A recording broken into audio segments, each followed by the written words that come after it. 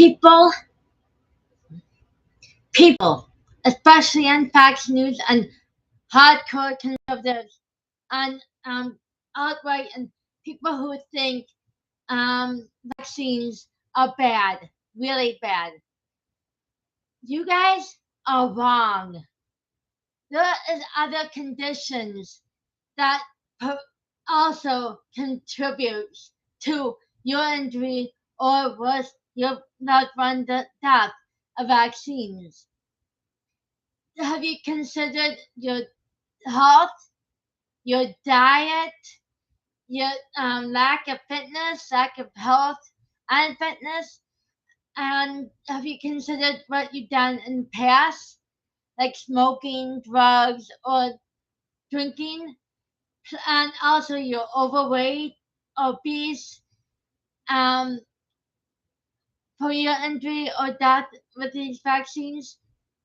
You can't solely base it on the vaccines of the injuries and deaths on the facts you guys have over these vaccines. Maybe you took, like Trump said, Tylenol, Advil, aspirin, all these OTCs you took while being pregnant or when you're feeling bad.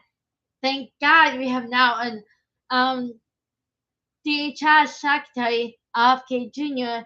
is taking away the at before the vaccine stuff like Tylenol, Advil, and making them labels showing you they shouldn't really be taken, and especially not when you're pregnant. Doctors have said, and research has shown, you shouldn't really be doing OTCs, drinking, and drugs while you're pregnant or in life at all.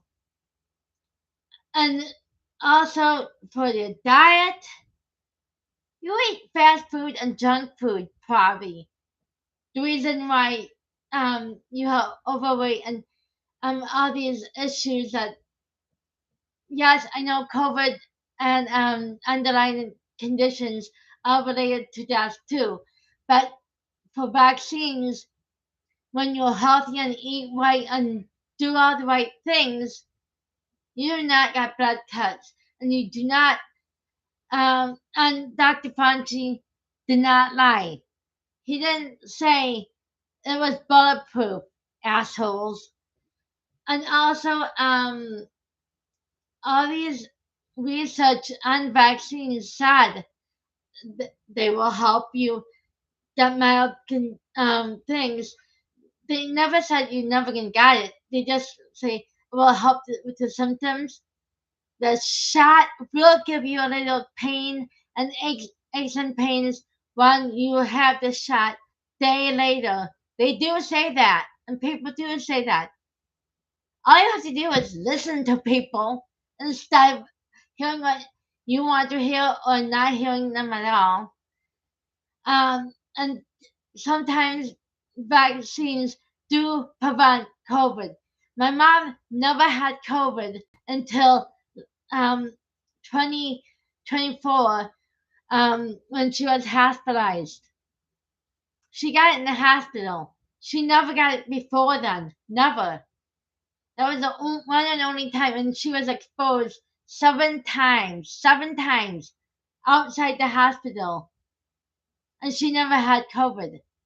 And when she got into the hospital, she got COVID. That proves the point, doesn't it? And your diet, you guys need to learn how to eat healthier and stop eating fats and garbage. This is why people want you to eat clean and fresh and frozen food. When if it's canned, it's processed food. You shouldn't trust what they put in the cans. Frozen, all they do is cut up the vegetables and cook it before they put it in the bag. And they do not put any, and they just only put what they cooked, no processed stuff. Fresh is best because at least you know what. And if you cook your own meals with fresh and frozen food, you know what's in your food. And if you grow your own food, you know what you have for food. For exercise, I bet you never go to the gym. And you do not need money to be out getting exercise besides the gym. You can walk around, jog around your neighborhood instead of being sitting in your fat ass at home watching TV and being a couch potato. That's another underlying condition where you got injured and death from vaccines. And kids who have injury from vaccines, maybe it's because you took Advil and Tylenol when you're pregnant.